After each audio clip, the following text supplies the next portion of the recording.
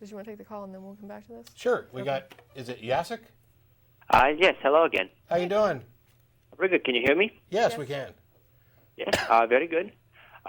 Just calling back, and I have a topic which is slightly off of what you were talking about. So, Sure. Basically, this has recently been a bigger problem for me. I am an atheist, and when I talk to various Christians, oftentimes we get to the topic of hell, with them talking about how I am damned to be in hell forever. Now, I'm having this with a friendly conversation with like some of my close friends who are Christians. What really gets me is that they can talk about how I'm going to be eternally tortured, like just forever and ever, right, and be completely calm about it. Just say it as if, it's raining today. Yes. That they don't seem to necessarily, at least most of the time, get emotional about it, or even have the conversation be different than as if they were just talking about the recent news. Right. Yeah.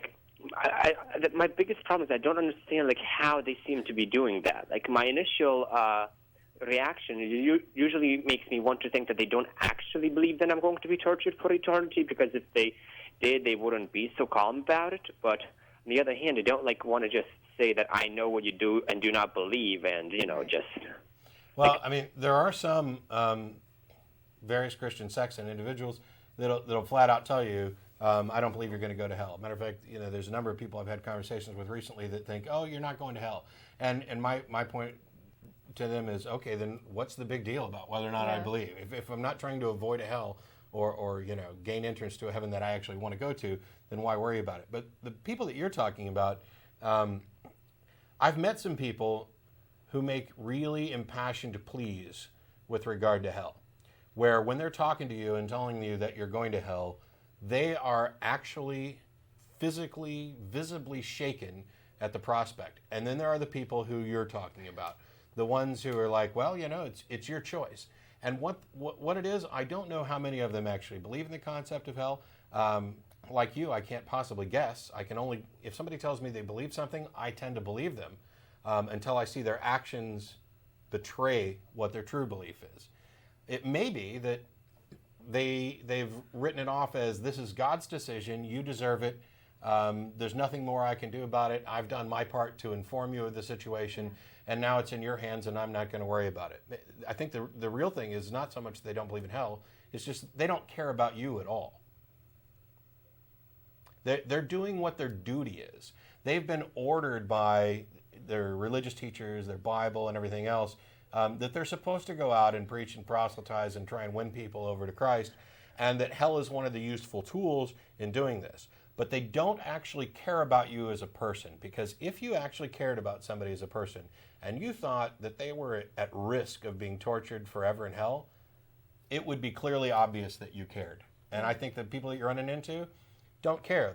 They're going through the motions and trying to earn another credit on the crown. And I do have something to add to this, though. Yassic, I had an exchange, well, not even an exchange, well, I guess it was, a small exchange on a forum. And it's kind of along the lines of what you're talking about, where I was just stunned at somebody's lack of, I guess, caring about something, where I did actually, the last Atheist Eve, I think, was about this, where the guy, he was talking about God and morality, and how God is the author of morality. And I said, is this the same God that told the Hebrews to go and slaughter all the Amalekites, including all the women and children and animals and every infant? And he actually ended up defending that and saying that, God gives life and God can take life, and who are we to question? And I said, wait a second, you understand that they were told to go and slaughter children, that they went in and they were told to leave none alive and to kill every toddler and every infant. And you're saying that that is morally acceptable to you. And he was fine with that. And my response is that, I'm kind of like with you. I'm sitting there saying, if your religion can get you to say that mass infanticide is morally correct in some circumstances, I'm concerned about your belief. It concerns me, because you may be living next door to me and I don't know, what you think God might tell you tomorrow. But if you think it's okay to kill babies, as long as your God says that's all right, then you're right up there with Andrea Yates as far as neighbors I'd like to not have. And I've had a similar conversation with regard to the biblical command to stone unruly children. There's a guy that I'm having this discussion with. It was right after Dan Barker lectured here at UT, and I asked him, is that morally correct to stone unruly children to death? Thinking that, of course, like any reasonable person, he's going to say, no, maybe that part of the Bible wasn't inspired by God. Maybe they got that part wrong. It was never moral. But instead, because he's trapped into this presupposition that the Bible must actually be correct, and as it's the inspired word of God, it must be moral, his response was that yes, in fact, it was morally correct, but he qualified it by saying that it was morally correct for those people at that time. Well, but now he's established situational ethics, right, and the ability of the individual to consider situationally what actions are morally correct without any deference to divine instruction. And as long as you're willing to do that, I just won the argument, because my point is that I don't see any need for any divine instruction or any higher instruction at all about what morals are. We can determine them by ourselves as individuals and as groups. And the ones that we agree on as groups, those are the ones we enact as laws. The ones we disagree on, the ones where there's still some debate, those are the ones that are personal and they affect our personal choices. And that's where we get into disagreements about the Boy Scouts want to be bigots, and they're fine with that. They think that it's morally perfect for them to be bigots. And I disagree. I think it's morally corrupt for them to be bigots. But because we can't come to an agreement on it, there's not going to be a law like that. But as you said before about how they could just not necessarily for the bigots, but for how you said that they might necessarily care. I'm just thinking the closest idea I can have to putting myself in their shoes would be if I would hypothetically be, say, a jail guard on death row. Even if I hate the person that's going to be executed, I despise whatever they did. If I have to come up to them and say, okay, now I'm going to have to take you to the next room where you're going to be killed, right. I mean, even that much, I just can't really imagine myself ever saying that calmly. I mean, I could see this would touch me every single time that I do it, even if I don't like this person, because I find that What if you thought they deserved it? Well, he said even if they were completely... No, he said if he didn't like them. What if you thought they deserved it, that they done... I mean, I'm not saying you could ever do that. But I'm saying, even if I thought they deserved it, even if it was Saddam Hussein or Hitler that was on there, the worst person ever, I'd still, even if I know that they deserve it and I think that this should be a good thing for them to do so, I still won't be able to talk to them and say, you're going to go in there to get killed, neutrally. I mean, no matter how much I hate the person, I just can never really think that, okay, you're going to be die or you're going to be tortured, no matter how bad they are. It doesn't sit well with me that someone can just go that neutral. That's what separates you from Hitler and Saddam Hussein, is because you know that this is something that's not good. It's not good to kill someone, and so to you it bothers you, even if you feel like it's necessary. You would still say, I still feel like it's unfortunately necessary. We don't even have to go to Hitler or Hussein. That's what separates you from the people that we're talking about. You, despite the fact that you're a godless heathen who should only be selfish, if you listen to these people who talk about what atheists are like, you actually care more about your fellow man than the people who've been preaching to you. You have more empathy, more compassion, you have more consideration. And I can't prove this, but I think it's because, in general, those people who are atheists for intellectual reasons, those people who have considered the impact of what a godless universe actually means, they come to grips with the reality that this is your one shot at life, that it is intrinsically valuable, that it is the single most valuable thing that we have, and that it deserves to be protected, and that the same value that you place on it for yourself automatically applies to your fellow man.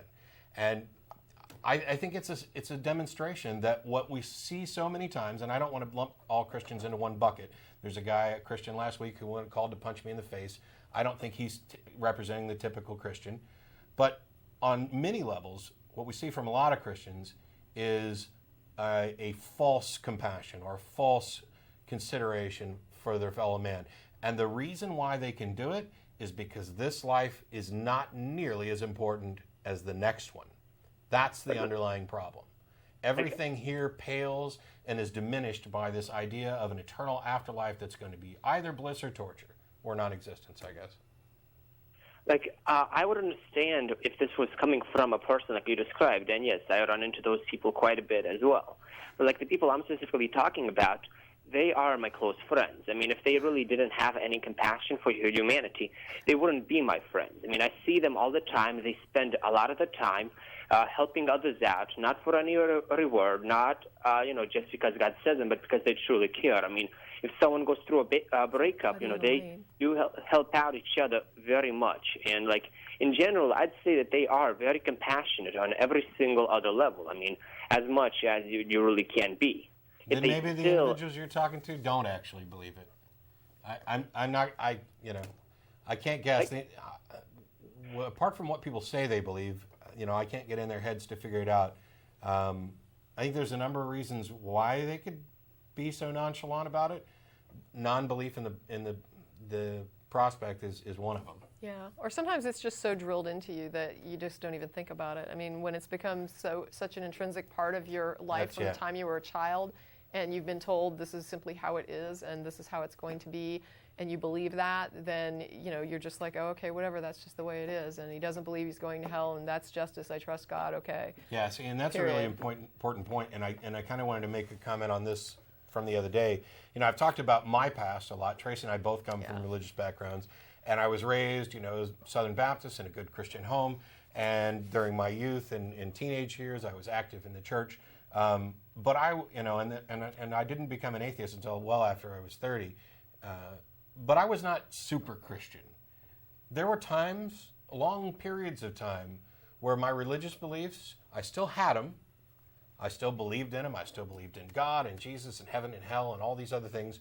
But they had no impact on my daily life. I wasn't practicing. I wasn't involved. I wasn't concerned with it. And if I were to speak to somebody during that period of time, I would be, as most Christian at that time, what most Christians would identify as a poor witness or a backslidden Christian or whatever. So when I would talk to somebody in those times, I might have been more casual about hell than when I was actually active in the church and was more concerned about, saving people from eternal torture. Yeah. So it could just be the state of mind that they're in, that they're kind of on autopilot with their beliefs, and it's taken a back seat to real life. I don't know. Or the other possibility, which I'm thinking of, is that it actually does touch them very much, but since they've had to, in essence, do it for so long, for telling people that you're going to hell and actually realizing what they're saying, that the only way they can really cope with this without simply dropping the belief, which they can't do, would simply, turn it off, stop thinking about it altogether. That could be. Yeah. That could be. Yeah, well, this is really all I had to talk about. Thanks. It helped out a bit. Great. Thank you. Thanks a lot, Yassic. I ran into it recently. Just really been, boggling my mind how they can do that. So I don't know. I wish I had an answer. There's a whole bunch of questions about how can they do that I don't have answers for. But yeah. Thanks a lot for calling. Thank you.